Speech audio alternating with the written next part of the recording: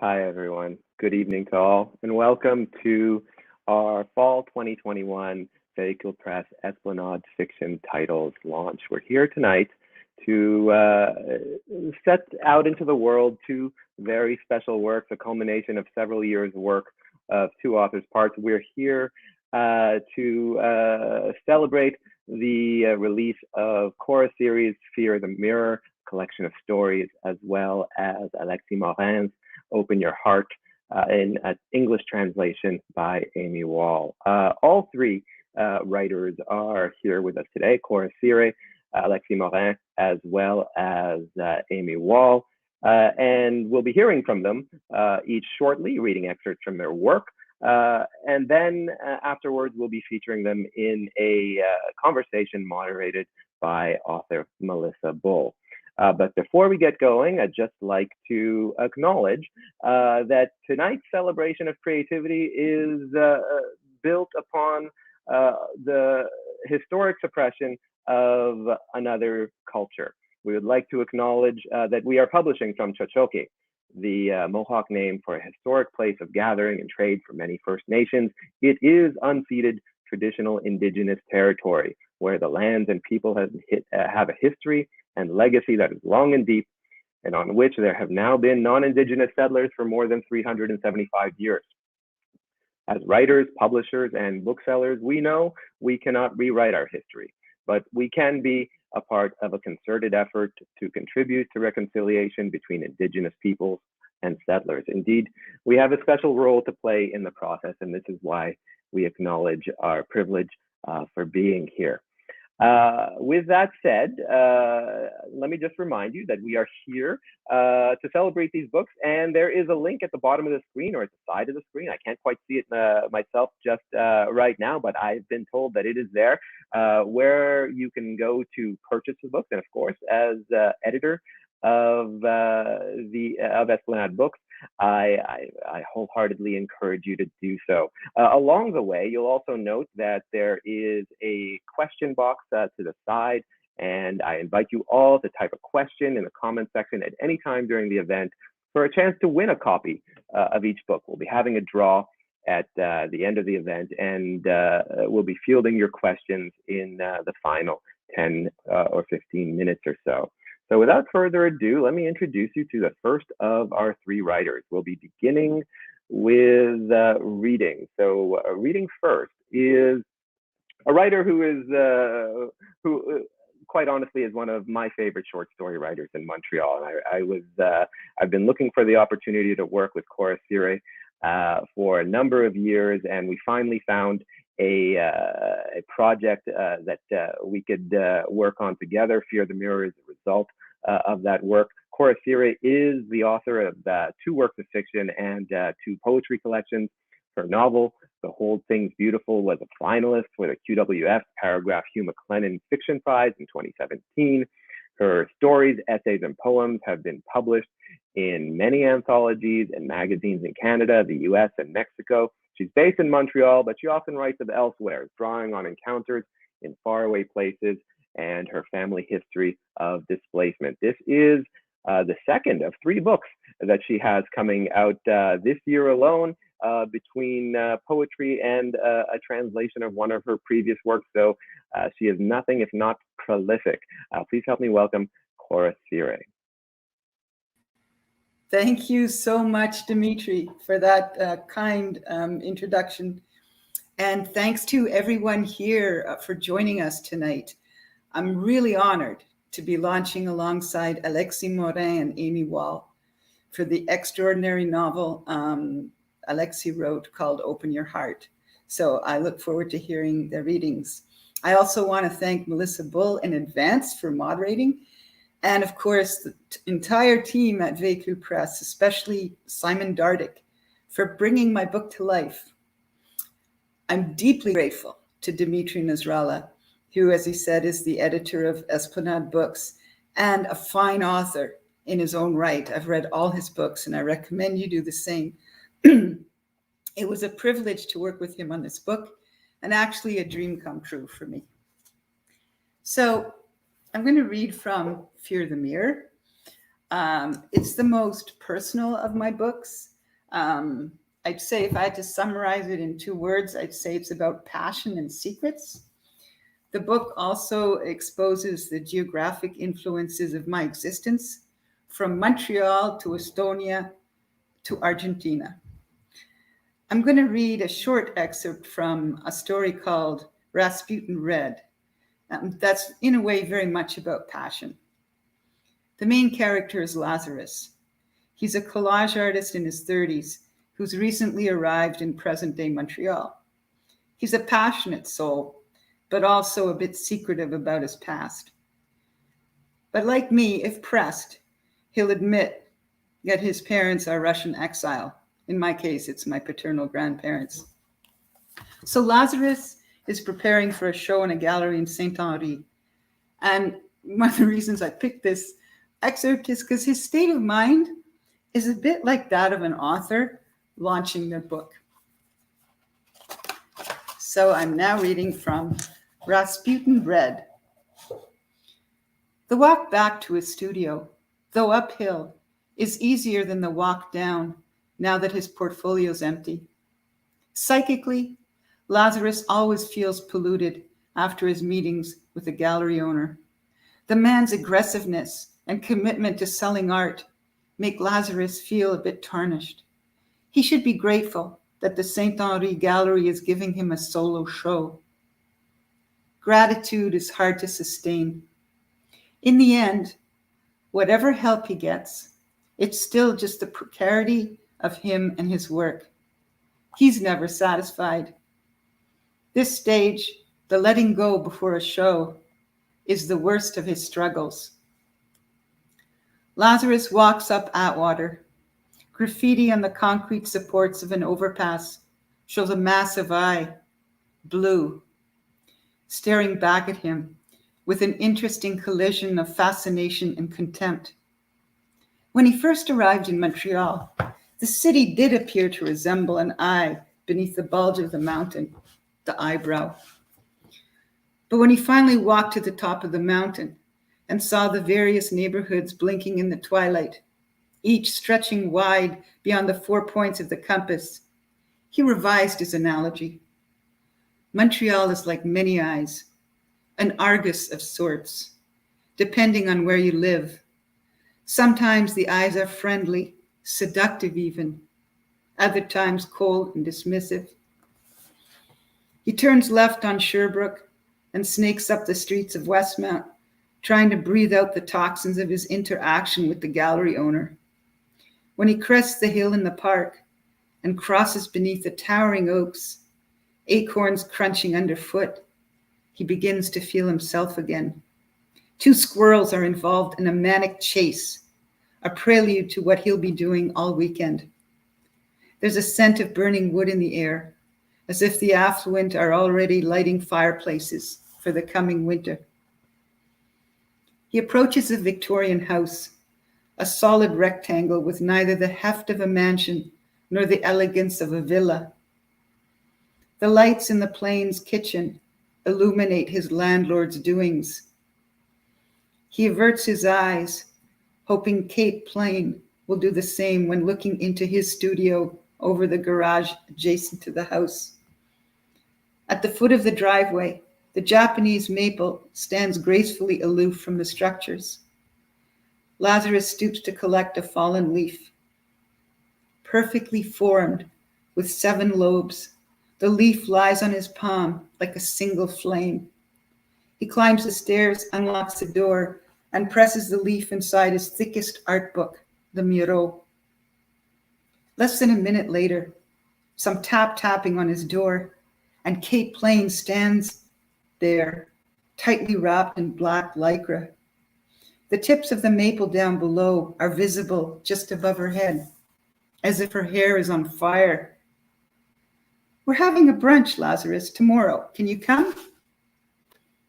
It's her 3rd invitation in as many weeks, which is how long they've let him stay for free in their apartment.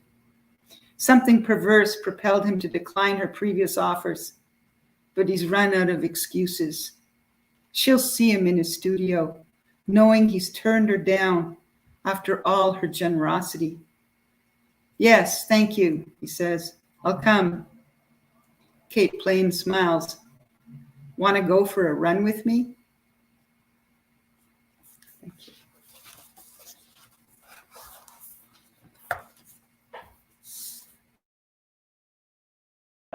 That's an interesting story to read. I always remember it as one of the final stories to enter the collection. After we'd were set on a track order, this story arrived, and it just kind of found its way in quite easily. It arrived fully formed, in need of very little editing, and as every good short story should be, just a burst of inspiration, ready to go. Wonderful reading. Up next, we are going to hear an excerpt from Alexie Morin's Open Your Heart. Alexie Morin really looms large in the quite busy field of young Quebecois writers who have really made their mark in the last 5 to 7 years. Her writing is sharply psychological and bristling with intellect. Her voice is as arresting as it is devastating. Really, there is very little else like it out there, and that's what attracted us here at Esplanade to want to bring this out in translation. Ouvrir son cœur, the original French version of Open Your Heart, was published by Le Cartanier and won the 2019 Prix de Libraire. Alexie Morin is also the author of a book of poems, Chien de Fusil, and a novella, Royauté. She was born in the Quebec's eastern townships, which is the setting for Ouvrir son cœur. And we've known of her work and reputation far before we began working on this project. Given that she is an editor at the publishing house Le Cartanier, whom we've worked with numerous times before. This is the 5th book we've worked with Le Cartanier, so it's a continuation of a cherished relationship between the two publishing houses. Alexie was quite adamant about which translator she wanted working on her book, and her choice was Aimee Wall. And what a choice it was. Aimee Wall has turned in a bristling and brilliant translation here. Aimee Wall is the author of the novel We Jane, which was just longlisted for the 2021 Scotiabank Giller Prize, as well as this year's Grand Prix de Livre de Montréal. Aimee is a translator of several Quebec novels from the French into the English, including works by Vicky Gendreau, Jean-Philippe Baril-Guerard, and Maud Veilleux. Originally from Grand Falls, Windsor, this is a nice little coincidence. Both author and translator come from places named Windsor. Only the former is from Windsor, Quebec, and Aimee Wall is from Windsor in Newfoundland and Labrador. But she currently lives in Montreal. We'll be hearing first from Alexie Morin in the original French, followed immediately after by Aimee Wall in the translated English.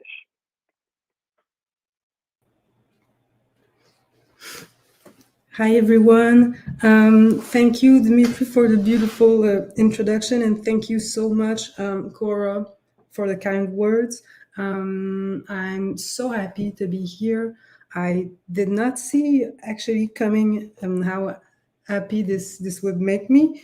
So I might get a little sentimental. Maybe I won't, but well, thank you. Open Your Heart is a book I spent 8 years or so writing. It's a book about childhood, about overcoming trauma and the death of loved ones, but also about the complexity of friendship and the incredible mystery of becoming one's own person. It's also a book about writing and about being a writer. Aimee's translation is really is extraordinary, but I'm going to read from the French version, the one I wrote.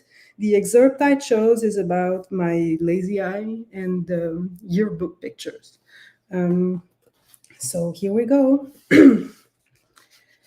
Je contemple mes photos de bébé et mes portraits scolaires. L'œil croche est bien visible jusqu'à la puberté et même sur certaines images qui datent de mon secondaire.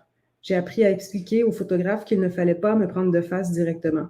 La symétrie de mon visage sautait aux yeux, je leur indiquais le bon angle. Le bon angle, dis-je. Certains me prenaient au sérieux, d'autres moins.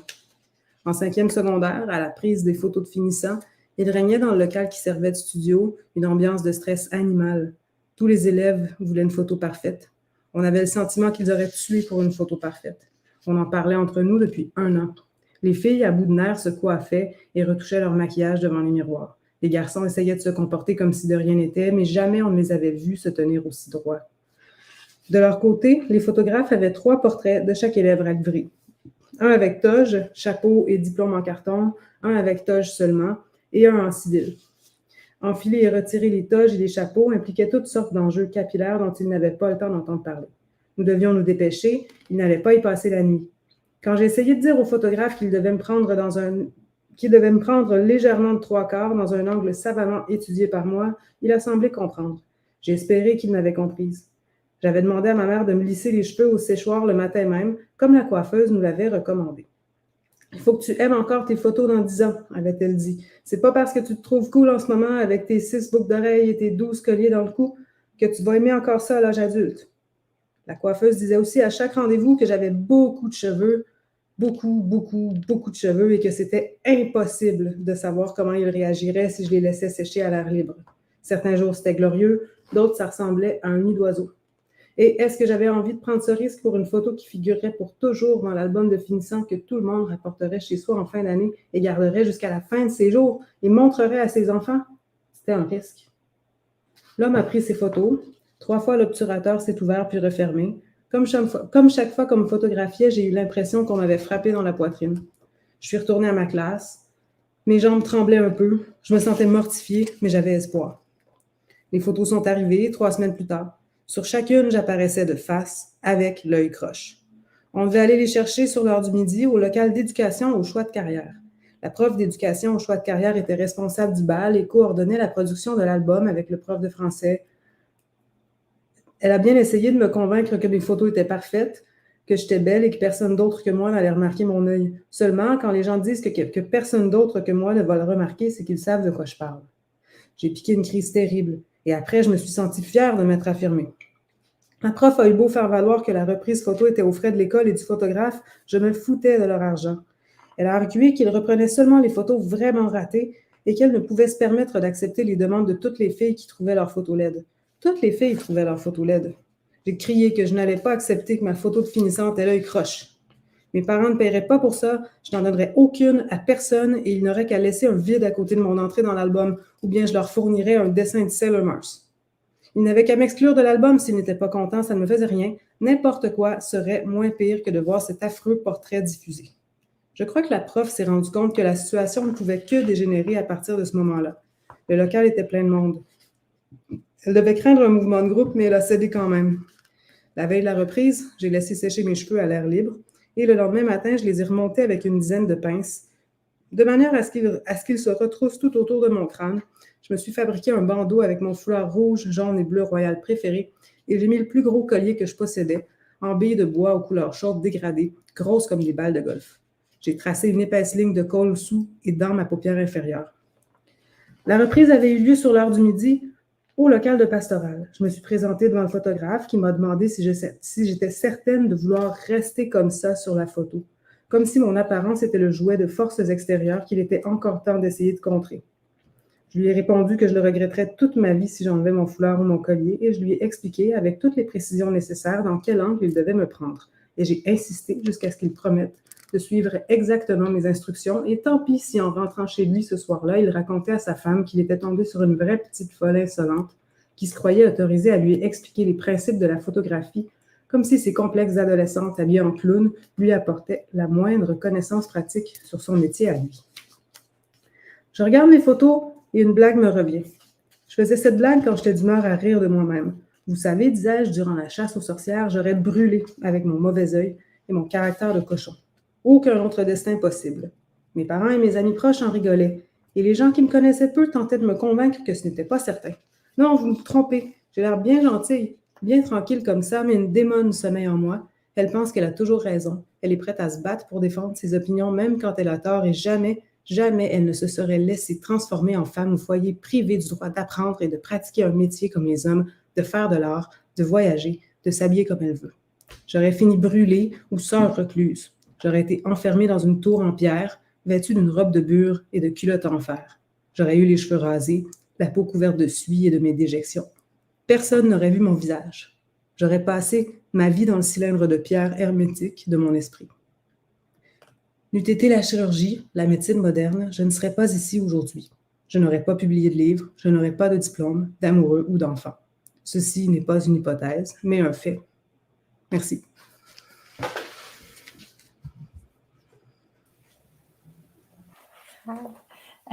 Thanks, Alexey. Thank you, Cora, for the beautiful readings. And thank you, Dimitri, for the lovely introduction. I'm going to read a short section, not the same section as Alexey, actually, from later in the book, from the English version. And we're still in high school here. Then the new school year started, and I had drama on the first day. The class was held right in the school auditorium. I sat on the floor in the middle of 25 students from grades 11 and 12 who were radiating confidence and ready to party. I was excited too, but mostly I was afraid. I didn't know where to sit.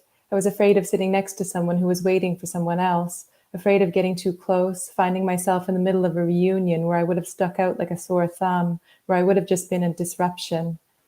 The students settled into little constellations, greeting each other, catching up on the news from the summer, talking about their vacations and their first jobs, and they roared with laughter and applauded each other. The most self-assured clapped each other on the back. I'd noticed since the previous year that the popular kids had developed a habit of touching each other. They did it as if it were totally unconscious, as if it were a matter of course. They were doing something with their ease, their self-assuredness. They were discovering that friendships, their group, gained value through these gestures, that touching each other demonstrated belonging, privilege. They were at ease in their bodies and they touched each other. The boys exchanged complicated handshakes. The girls threw their arms around each other. Girls announced they were best friends by parading around school holding hands. They'd started kissing each other on the cheeks like adults when no adults were present. I saw this as a sign of their superiority. My friends and I never touched each other. A current ran between each little constellation, an energy that skirted around me or faltered when it hit me. The teacher was young, 24 years old, and always had a smile on his face. He wore baggy shirts in the brightest possible colors with matching sneakers. When he arrived in the middle of the auditorium, he greeted the students as if he were one of them, meeting back up with his buddies after the holidays.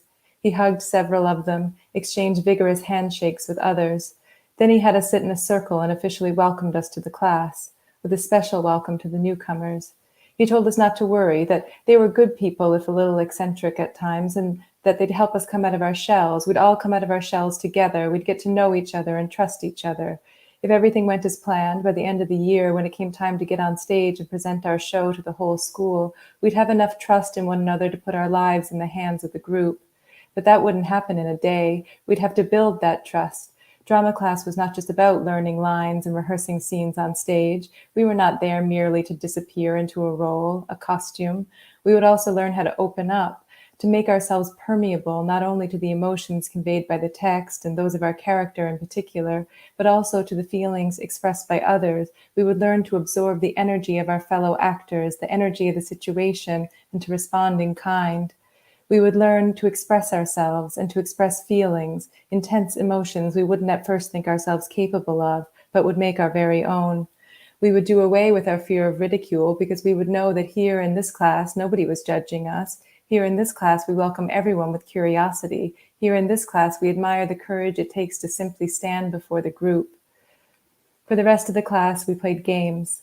The bowling pin game where we stood in a circle around one person who had to contract their muscles to stand as rigid as a tree trunk and then let themselves fall backward while the others pushed them in every direction without letting them fall outside the circle, to the delight and laughter of all involved, despite the dizziness. I realized very quickly that I did not want to abandon myself into the arms of anyone else. Then we played another game. We sat in a circle and held hands. The teacher whispered the name of a feeling, joy, sadness, tenderness, into the ear of one of the students, who had to pass on that emotion to their neighbor through their hand, and so on and so forth, clockwise around the circle, until the teacher whispered another word into someone else's ear, despair, shame, disgust. Every class would start with a big group laugh. I never went back, obviously. Thanks. I'll stop there.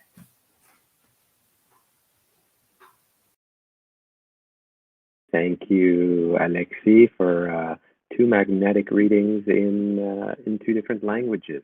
We're going to move along to really what is easily the most exciting part of these launches, which is the conversation. But before I introduce our moderator, Melissa Bull, let me just remind you that you can type your questions into the comments section at any point during the conversation to come, and you'll essentially be entering yourself into an opportunity to win a copy of either Fear the Mirror or Open Your Heart. There will be a draw at the end.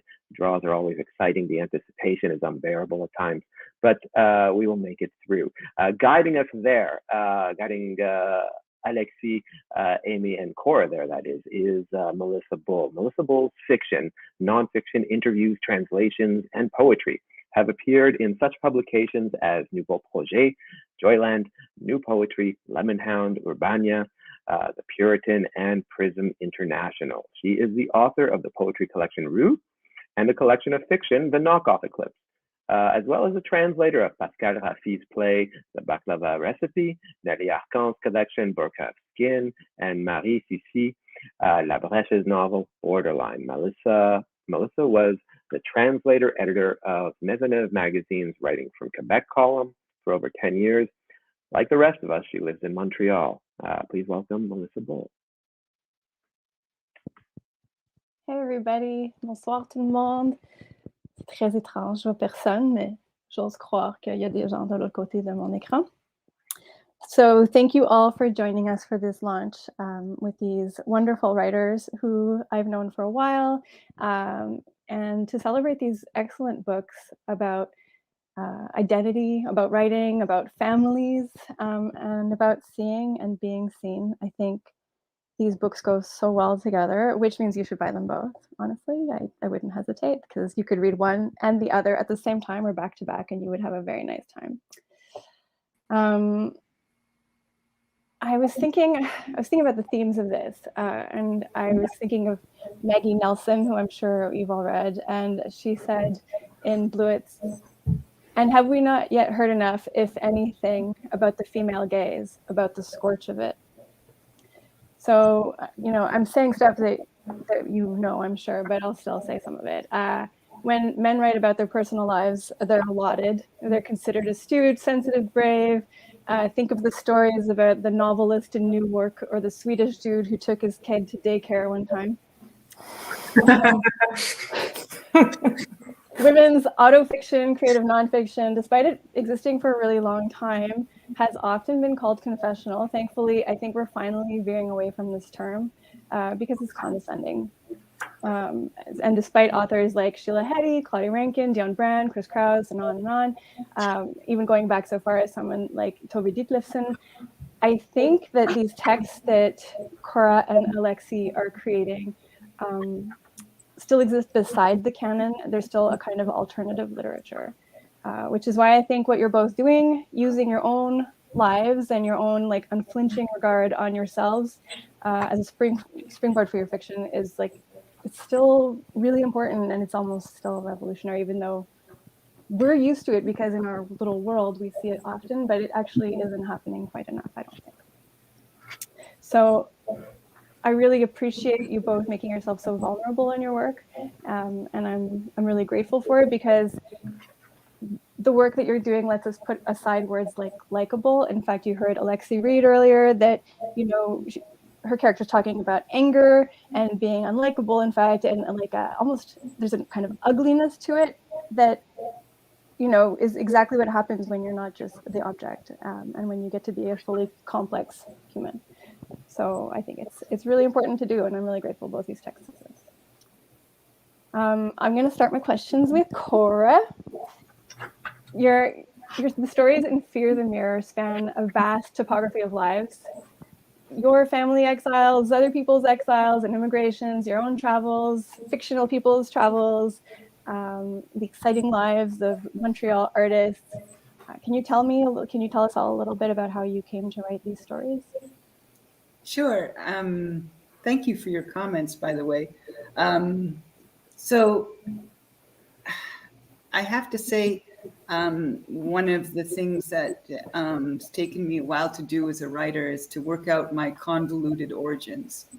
And so in these stories, especially the most personal ones, which you note I didn't read tonight, I set out to confront them in some way. And what I'm interested in is making sense of people who are struggling to get their bearings. I'm interested in how people cross boundaries that define them, whether geographic, cultural, or personal, and boundaries that are often imposed or have deeply affected them. So in working my way towards writing a more personal kind of fiction / memoir, I try to face up to some of the most difficult parts of my existence and also my deepest passions.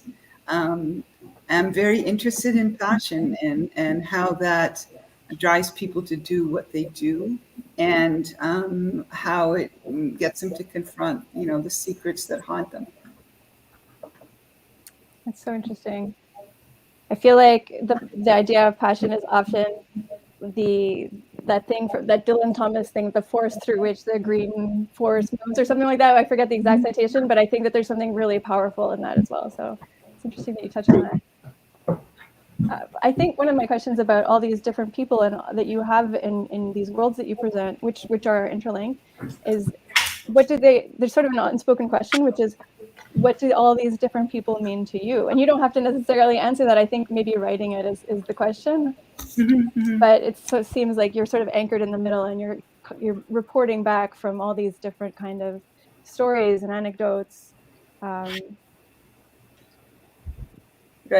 Well, I'm not talking about what they mean to me. I find this is probably my ego speaking, but the mere fact that I'm writing about them at all should be the utmost compliment to them, right? So you really don't write about people you don't care at all about, to some extent. And then there's the question, well, I write a lot about my mother in this book. And, people say, oh my God, you write about your mother, that must be hard. Well, it helps when the person is not alive. I will say that it is. The truth of the matter is to write about people who were close to you and had an impact on you, and who were, who had both good things about them and things that, made it complicated. I always think of, I've said this before, Nadine Gordimer, who I read once, said, write as if you're dead. So it takes a lot of courage, but not as much courage as when the people are no longer with us. In terms of my beloved... Good point. And it's something both of your books have in common. It actually hadn't occurred to me. And the thing about my beloved Ottokar, who's featured in prominently in some parts of the book, well, in a way, he was like, in a big way, my entry point into Latin America. So my other novels are both largely set in Latin America, one in Chile and one in an imaginary country. And in Fear the Mirror, because I was born in Montreal and I live in Montreal, I wanted to make it more grounded in Montreal. But it's without a doubt that the time that I've spent in Latin America has formed me in a big way, and got me to write about things that are important to me in terms of, say, social justice and human rights. That's interesting. I was thinking about your characters and how they often speak different languages. And there's a passage where the narrator I guess you, the narrator, talk about what it is to be in love with someone who has different cultural reference points. But I, as a person I'm half French and half English, and it's not just a thing of language, it's a cultural thing also. And so I know that I have often found it easier to hang out with people who are from another country entirely, because then I'm allowed to be my like weird self without it having to be traitorous or something. And I sort of saw that in your character, maybe you, that they hang out a lot with people from all these who also share this hybrid background, and they maybe meet there, even if as a result they don't have the same cultural points. What they do have in common is this hybridity. Right. And the sort of displacement that's occurred at points in their lives. Yeah. That's interesting. It's funny to talk to you in English, Alexie. It is. But lovely. I was thinking for your text, one of the things that was on my mind was, and this speaks to Cora too, and feel free to jump in anytime. When we think of an autobiography or a memoir, the main thing about that specific form, apart from it being about oneself, about yourself, is that it follows a predictable timeline generally. So it's like beginning, middle, post-middle. And so it might be kind of anecdotal. I was born on a Tuesday, got my diploma on Thursday, now I'm famous. So that might be a memoir, right? Like a star memoir. But in Open Your Heart, the text is narrated in the first person, and the narrator is named Alexey. Cora, will come back to you because you also have a Cora and a Corita. But you call it a novel. It's a novel that also has poetic fragments. So I'm curious to hear from your perspective about how you landed on this choice to create a novel, how much the form informs the content also for you. Well, really, I never thought of that book as a biography of myself. The point never was like to tell about my life and my suffering and then draw conclusions about that, or morals or anything like that.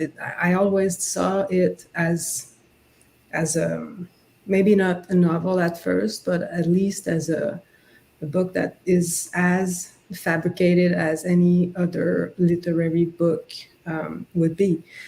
And the point, as you said yourself, is that these books, you find what they're meant to be by writing them, and this timeline that is non-linear was a way to replicate maybe the way that the memories and the ideas came to me. I of course, I did not write this book from the first page to the last like that, but I always felt that stories, as well as memories, as well as feelings, they're chaotic in nature, and they're not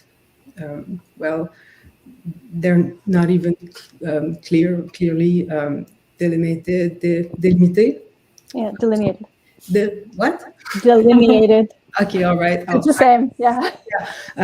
All right. So that's it. This way of organizing fragments, it has also a dramatic purpose, of course. I needed the book to climax at some very specific places, and then I started playing with them and trying things out. So that's about it. And maybe I just wanted to add that your introduction really talked to me, especially this joke about the guy that went to daycare at the time, because he's doing the very same thing, and I feel that it's recognized a lot more by everyone, and it's really a pity that we are constantly like robbed of our, well, our thinking and our literary work the minute we talk about ourselves, and it's a bit I feel there's hypocrisy beneath that, because, well, literally everyone works this way, and any writer needs to feel what they are writing about, and they to a minimum need to be talking about what they know or what they deeply feel. So I don't see that much of a difference, and it was really obvious and actually really fun to hear Aimee reading the translation, because I felt such a distance, and I agree. Well, this girl was like not literally insufferable, but, well, maybe a bit high maintenance, and, and it just made me laugh a lot. It made me laugh so much. So it's really not about my ego or what I've been through and what I've personally overcome. That's what books are about. Yeah, it's true. Yeah. So that's a good part to start bringing Aimee into the conversation. I'll start small. Tell me about the process of translating this book. What spoke to you about this book?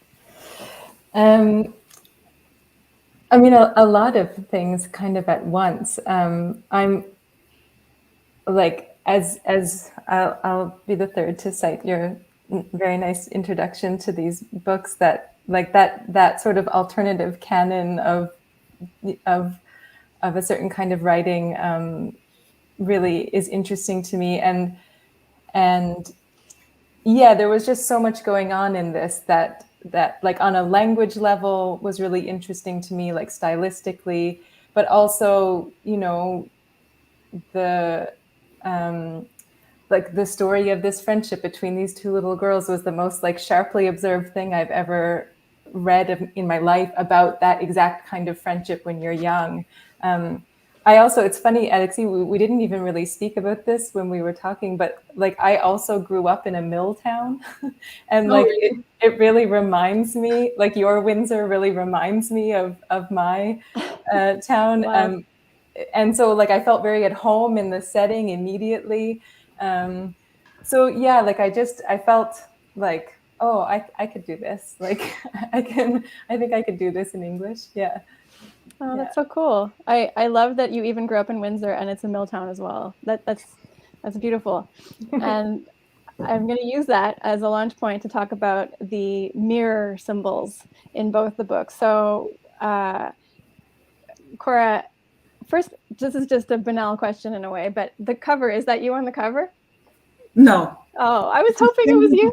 No, but it's a semblance of me. I mean, I wear black a lot. And it's Montreal that we're seeing, right? In the mirror, the reflection? That's Montreal for sure. Mm-hmm. That's Yeah, so cool. it's not exactly me. My mother was Francophone, and she would have hated Fear the Mirror as a title.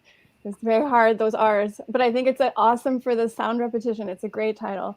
I feel like you're doing a lot with the mirror. I see it coming in and out very subtly. It doesn't hit you over the head, but it's a wonderful theme that comes through in many, many of your stories. This idea of refraction, of refracted identities, of how we see ourselves and how other people see us comes up a lot. Hang on, I had a real question about it. Let me just scroll to my part. I have an answer even before you ask. Okay, go, jump in. Well, first of all, I just feel like I should honor I stole the phrase "fear the mirror" from a Borges poem. Oh, that's right. He, fiddled a lot with mirrors. There are mirrors everywhere in his writing, and so he. Do you even have a character who says that? Yeah, he there are mirrors everywhere in his writing. Yeah, and then he says, "I don't know who wrote that, whether it was me or Borges." It's like. I always confuse myself with Borges too.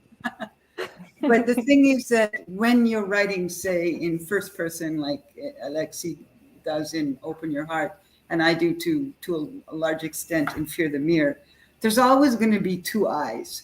There's going to be I, the creator, and there's going to be I, the character. And so I think, that the idea of the mirror comes into that, just the very fact of writing in first person about, your life. But it goes, or let's say about your lived experiences and how, they can be transformed, through memory into a suspenseful narrative. And there's a really great part in Alexie's book where she talks about, watching the narrative go by, and every time you run the film, it's a little slightly different film. And that's very much closing between memory and storytelling, closing that gap. But for me, the idea of the mirror, it's the two eyes, and it's also how storytelling empowers truth and vice versa.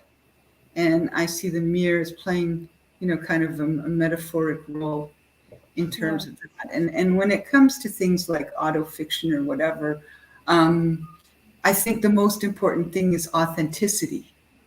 It's not whether did this actually happen, or did, are the facts, like was it really 3 weeks after the photo shoot and Alexie's book that they got the photo? It doesn't matter if it was 3 weeks. But you can feel the authenticity of the character, and you can feel the truth of the experience and the truth around the essential kind of human experience. I think that you've said so many things that I hope I remember about bridging a gap between memory and storytelling. That's really strong. And I think the way that you're talking about using our own lives as springboards for fiction is interesting, because it's almost how we should be analyzing like the Bible or myths. It does it matter that it was on a Monday, Tuesday, Wednesday, and then there was the animals? No. Why do we tell these stories is the most important part. So, you've given me a lot of food for thought. I think that's really cool. Did anyone want to add anything about that? I was just going to add that it obviously doesn't matter, because how could we know on a molecular or physical, as in physics, the science level, it's literally impossible to know or to recall the exact same thing. So it doesn't matter, because it cannot exist. And this illusion, maybe we work on breaking or something. Yeah, that's really interesting. I just like that. I have no other questions about it.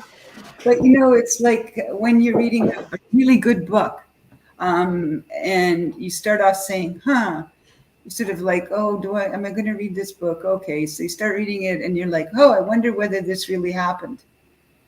If the writing is good and the language is brilliant and there's a sense of, authenticity and passion, you don't care anymore. You just want to know what happens next. So you can let go of this sort of obsession with categorizing things. Is this fiction or nonfiction? Is this, memoir or creative nonfiction? Is this, it's. I think not calling something a memoir is really interesting, though, because it gives you that freedom to say, I have created a story.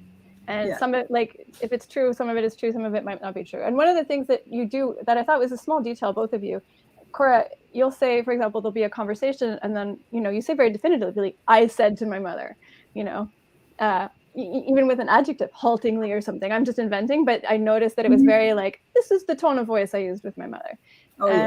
And sometimes Alexie is more saying something like, I may have said, or I may have done, but at the same time, she's talking about being an angry baby. So I don't know how much she actually remembers. And I just think it's really fun to watch this invention happen around these memories also, because also memories are very present and we do really remember them viscerally, but then turning it into story and not calling it memoir is I think that's really good. However, which leads me into my next question, there can be some tricky parts Both of you use your own names as characters at times, Cora does. And I don't know if you're using other people's real names. Actually, Cora, I know that you are for your partner.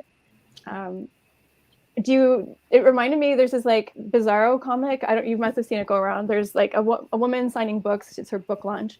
And her mother is leaning over her and she's saying like, if we knew you were going to be a writer, we would have been nicer to you. And so you both present your mothers very nicely. But the idea that like, you're talking about real people and there may be consequences to that. I know how I have figured out my negotiation for it, which is I tell some people, but not all people. I try to tell most people. But I don't know how you operate with that and what your decisions around that are, because you know you're going to cause some harm. And Alexey, you even speak about that very frankly in your book. Like Fanny, your fear around that, yeah. My childhood friend, Fanny, and I guess I can say she dies because it's like on the cover. We did not do that in the French edition, and well, at first I was a bit shocked, but it's not a punch or it's not a spoiler or anything.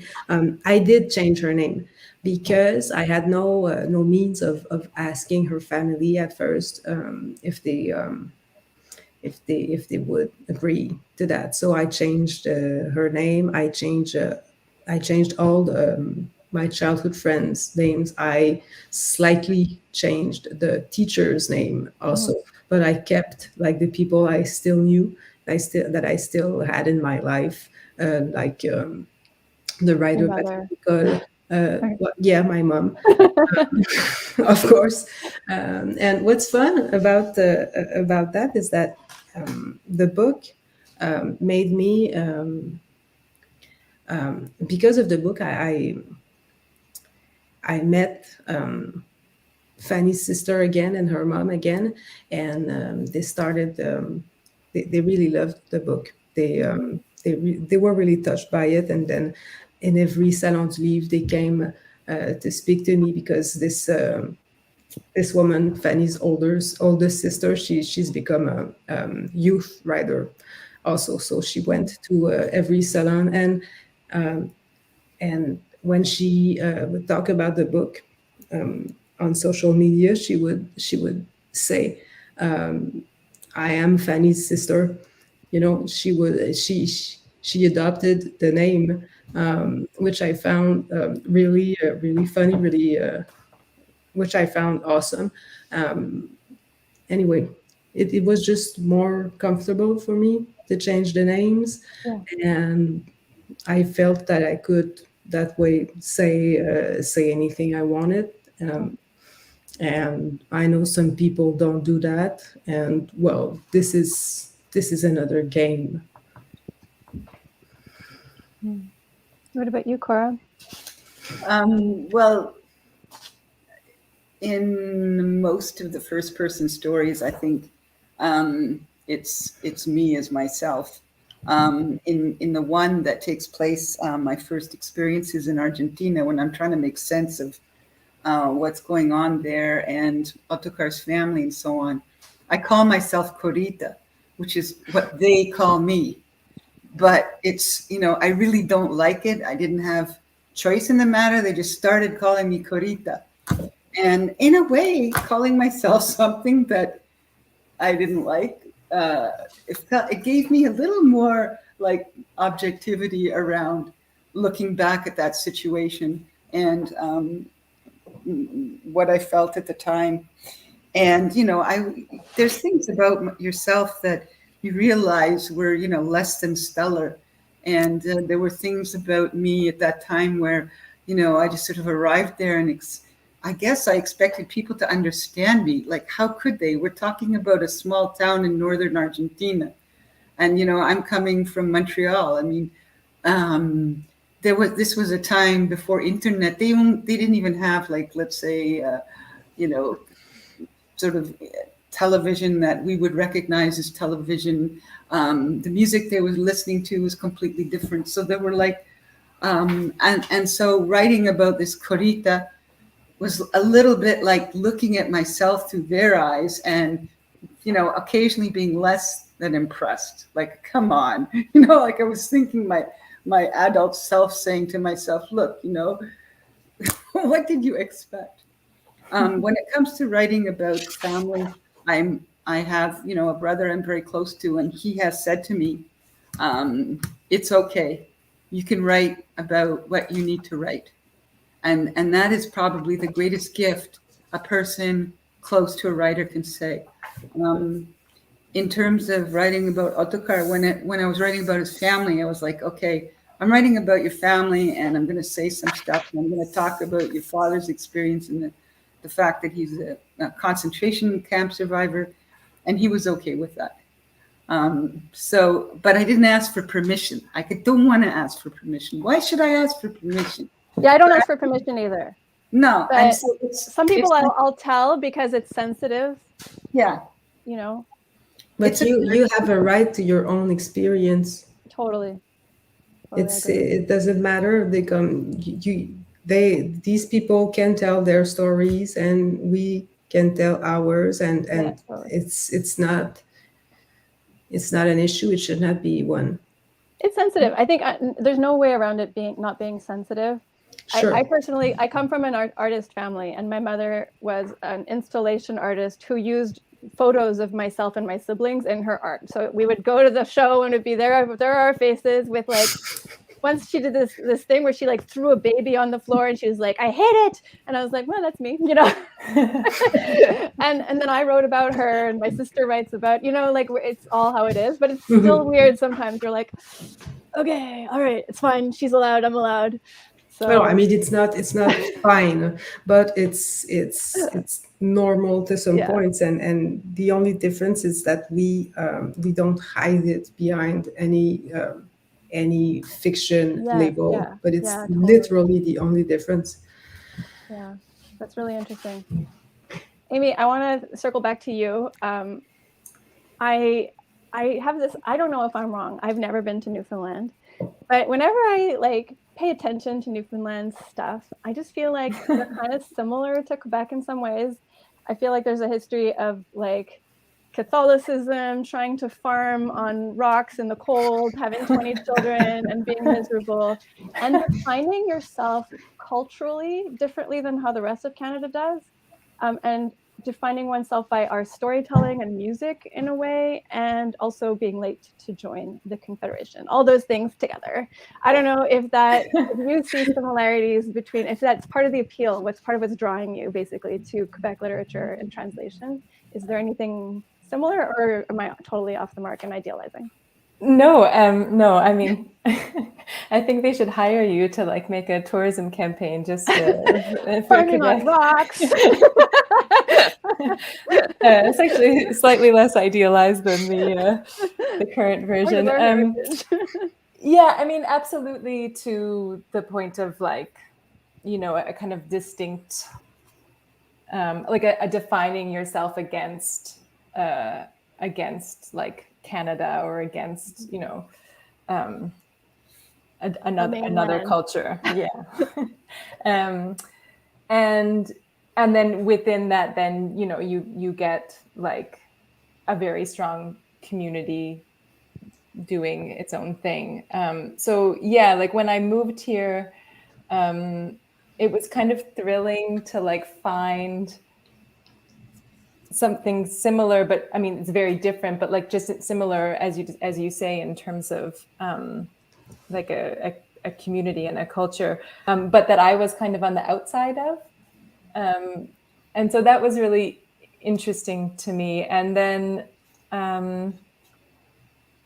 like in terms of translating,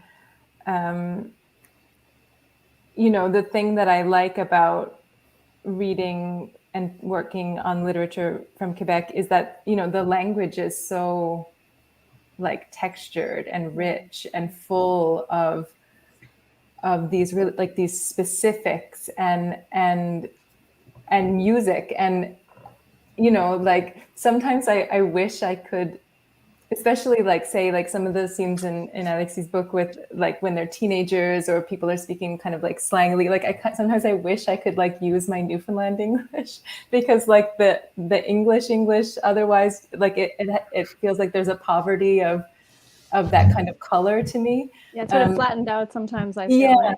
Yeah. And that's like one of the things I find the most challenging is like, how can I still get that color without like accidentally having teenagers in Windsor speak like they're from around the Bay? Although that would be really fun and somebody should let me do that sometime. People do that. People totally do it though with theater translation, but it's a bold move. I guess like an adaptation. Yeah, but, exactly.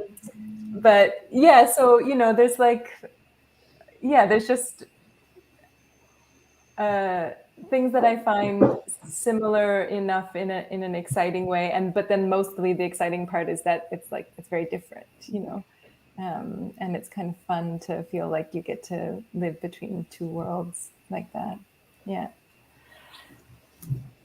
I think I was thinking of sort of closing around this idea. I think that what Cora and Alexie have both done is, like, I think of their vulnerability as, you know, we're talking about, even in the titles of their books, you know, we're talking about opening your heart, or we're talking about baring your heart, or looking in the mirror, or being afraid of the mirror, whatever that may be. But there's something very inward and outward at the same time. And I see these projects as like kind of gifts. You like opened yourselves to us.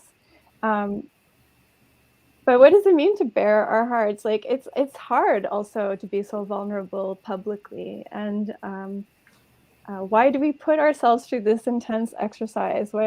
Why do you think you can't help it? It's just like the idea you have, or is there a project behind it that you feel dedicated to also, to be so open and vulnerable?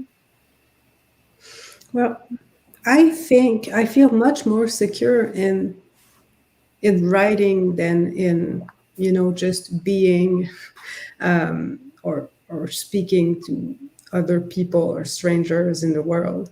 I feel much more in control, much stronger, and you know, I do it because deep down I think I know that everyone else, as much as they'd like to hide it, feel the same in a certain way, or in as That's my cat. what? I don't know if my cat is, you can hear it, but please go on. You know, but that's about it. It's the writing. It's empowering. It's not. It does not ever make me feel weak or in danger of anything. I feel at my most intelligent and even like beautiful in my books. That's about it. Living in the world and just meeting strangers, and even doing what I'm doing right now is much harder. Yeah, I would agree with that description of, you know, writing is empowering, and I always felt better writing things than saying things. And unless, you know, I'm just with someone I'm really close to and we're talking, but we're talking about something I'm actually interested in. But yeah, so for sure the writing is empowering, and it's also for me a way to process my outrage. So one of the things that you see in the book is, you know, the trying to understand what happened during the military regime in Argentina, and how 30,000 people could just disappear. And how come this happened in my lifetime, in our lifetimes? And so, you know, and then there's many more things you can be outraged about, but it's just, I think I would explode if I couldn't write about it. Well, I think that's a perfect ending. We would explode if we didn't write about it. I'm being told we have many questions. We have 6 or 7, and we've gone a bit over time. I didn't notice there was a time lapse anymore. I was just listening to you. Sorry. Here come the questions. This is from Mark Foss saying, Cora, you've spoken of this book as a hybrid. Can you talk about that? Yeah, thank you. Happy you're here, Mark. So it's hybrid in terms of being what you could call a blend of fiction, nonfiction, or memoir and essay. And I want to just say that in the end, it's the imagination, doesn't know any sort of boundaries or categories. So in the end, I think the most important thing is to be in service to the reader. And so the whole question of fiction or nonfiction becomes moot. Is the storytelling compelling? Is it authentic? And but yes, you could call the book a hybrid, which of course causes great problems in bookstores. Like, where do you shelf this book? So it's better to just say a collection of stories, and then experience the reader's reactions, if they ever dare to express them to you. This is from Sharon. Translation question. How do you hear the narrator's characters' voices when translating? Is hearing them in another language immediate or arriving after a particular passage, or a bit of both? Yay, Sharon. Great question. I'm guessing that's for me. Yes. Melissa, maybe you would have the same experience, but I have a bit of a thing that's I find hard to turn off sometimes, of if I start reading something in French that I have this parallel track in my head that starts going, I wonder what this would sound like if I translated it. And so and it doesn't happen all the time, but it's kind of a good sign when it really starts rolling. And for example, with this book, I can hear it pretty quickly. Now, then there's a whole other stage of work that comes when you actually have to put it down on the page and peaufiner the voice. But often it's quite immediate. And then that's not, then sometimes I have to go read something old, or that definitely is not, I'm not going to work on, so that I can relax and just read. Yeah. Thank you. Oh, this is from someone, I don't know if we know him, Carmen Starnino, for Alexie. How did it feel when you first saw your translation? Did it feel like a different book? Did you recognize yourself in it? It's really weird, because even reading your own book in your own language 2 years after publishing feels really weird. It feels different.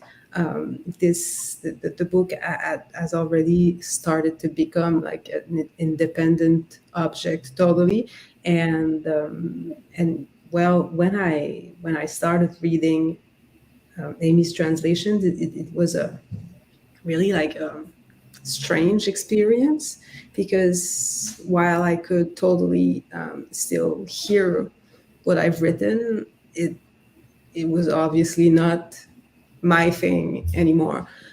And well, I found it beautiful, and I think I had a lot of fun experiencing the very difference between French and English, and how they convey meaning or emotions.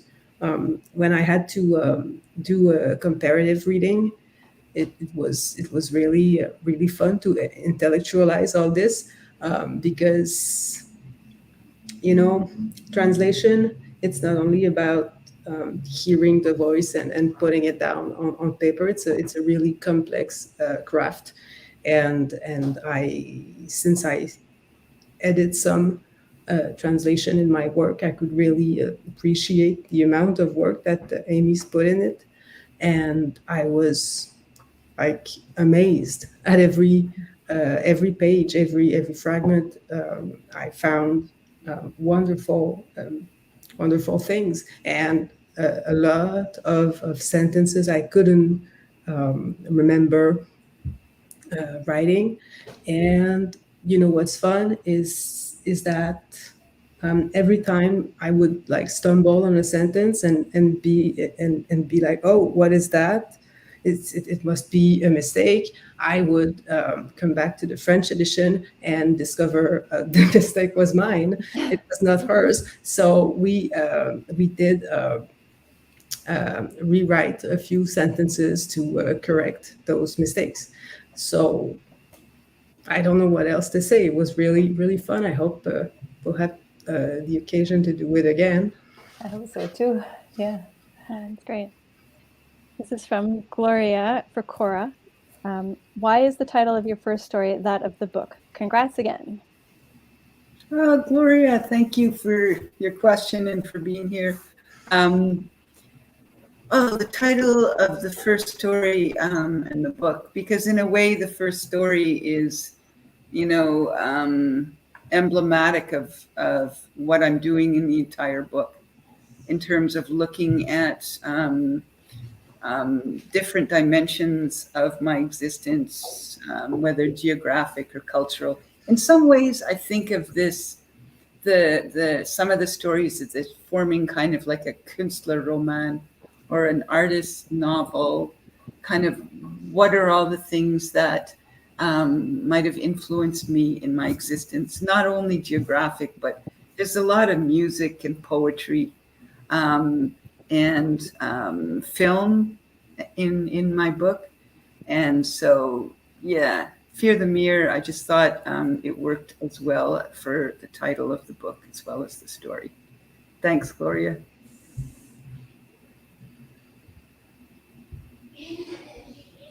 Thank you. Here's a new one from Sue for Aimee. What was the most challenging aspect of translating Alexie Morin's work? Was there a word or phrase that was tricky, a tone that was difficult to capture, or did it all flow easily? Yes. I don't know now that I'm going to be able to recall like a specific thing, but there were certainly, some things that I had to circle back to a few times to figure out exactly how I was going to do it, or that I had to ask Alexey about to make sure I was understanding correctly. And like I said, there was one challenge that I can remember was this fact of like not wanting the English to flatten out the kind of interesting parts of the French on a language level. And then, when you have characters who are children and like there's all of these like cultural references, there's TV shows and there's books and there's songs that they sing in kindergarten. And those are all like, you end up having to deal with them all in a different way. You can't just take one blanket approach and say, this is what I'm going to do with all of the references or all of the songs. So that was like an interesting challenge to work out along the way, like in collaboration with Alexey, like how can we best handle these things. So, it was fun really to get to like work together like this on the questions. And, I think they all got answered by the end. Let's hope so. It's a very satisfying puzzle to kind of figure out. There's always problems, but it's fun to try to figure it out, Yeah, totally. Nice. Yeah. So this is from Sharon for Alexey. Pouvez-vous nous parler de votre enfance dans les cantons de l'Est et de l'espace que vous y avez créé par rapport à celui de Montréal? Well, it's not an easy question. I might have to think for a few seconds before drawing myself in. The first thing that comes to mind is that this childhood, it was first of all, it was lonely a lot of times, but it was still very, very beautiful. I came back this summer in Windsor with my family. We had rented a house. It was like 300 feet away from my parents' house, and we spent like a week there. And maybe the first time I could see the town from the eyes of my boyfriend. And he spent the whole week telling me how beautiful and charming and green and luscious like this town and the nature was. He really loved it, and I really had to like maybe change my mind about a lot of things I thought were self-evident about this town. I know that the question is about the Eastern Townships, but as I say in the book, there's really more than one Eastern Townships. There's the like the industrial ones where I grew up in, and the glamour one where the people from Montreal and the hockey players and actors and singers go on vacation. And it's really not the same place. It's the same landscape, but it's not at all the same buildings, the same economy. But even though I've been living in Montreal for almost 20 years, and I maybe a bit thoughtlessly kept on hating on this little town because I suffered quite a lot there. But this summer I really got to see it another way, and it actually was through the eyes of a real actual Montrealer, and I don't know. Maybe I won't like move back there next year or anything, but I really did reconciliate with it a bit. This is the question for everybody, I think. So what you've said about entre guillemets, truth and authenticity in storytelling, whatever the label, memoir, fiction, etc., resonates. What writers' books capture this and have inspired you lately? This is a question. That's what it said. I just read it out. Well, I'm happy to start. I mean, definitely, if I think of, let's say, the influences on me in writing this book or in the way I write, I would have to say Roberto Bolaño, the Chilean writer, is a kind of a huge influence. And, in his work, too, you find the sort of the fictional self as a stand-in for the author. Another author that I like very much, who wrote a kind of hybrid piece, is Ali Smith. She wrote a book called Artful, where she talks about different aspects of writing fiction, and one of them being edges, like how there's a interesting place to work on the borders of, reality, so-called reality and fiction. And this she calls sort of a liminal space. And she says, if I recall correctly, she said, that's where people who don't fit in play. And that really resonated with me. That's interesting. How about you, Alexie? I have a few. At the beginning of the presentation, I was like furiously digging in my notebooks looking for quotes. And well, it's finally gonna. It won't be for nothing. The first writer I can think of is obviously Annie Ernaux. If you haven't read her yet, some of her books are already translated and published at Fitzcarraldo, the British publishing house. She's really a wonderful writer.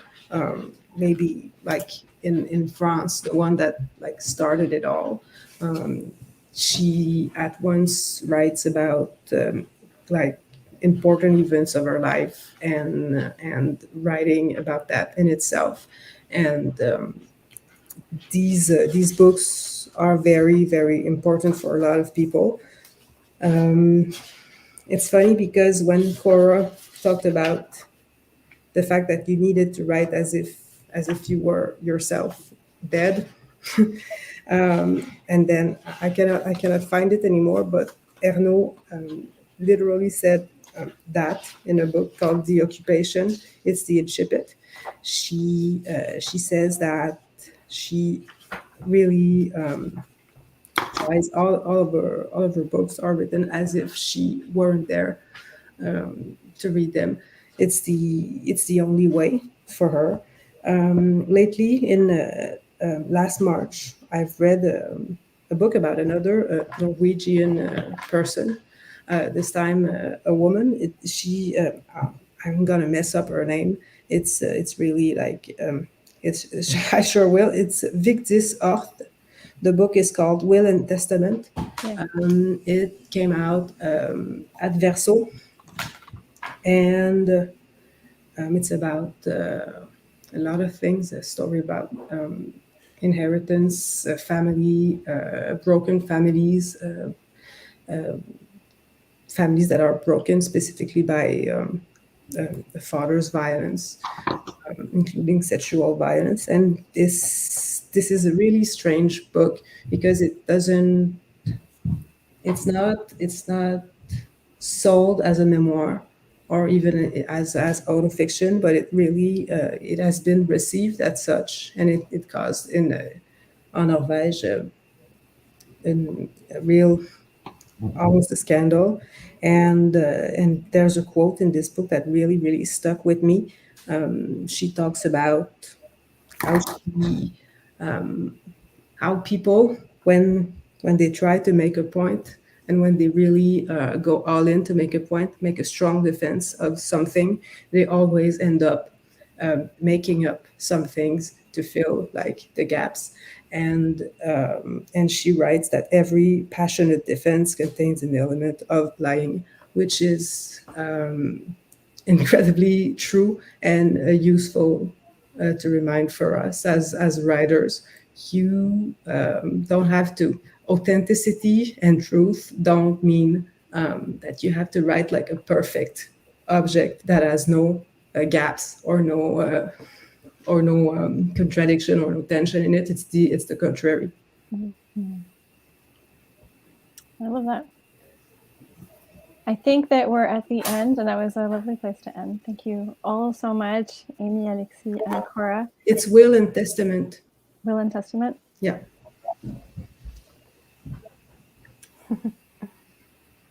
I'm supposed to announce some winners. I'm just waiting. I'm supposed to get some information.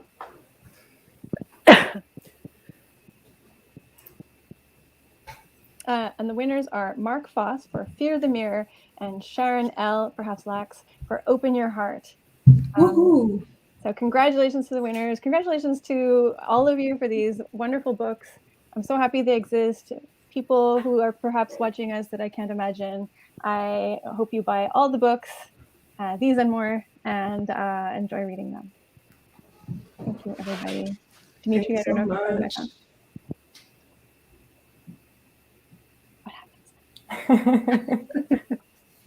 Are we still live? Do we just wave awkwardly? Bye.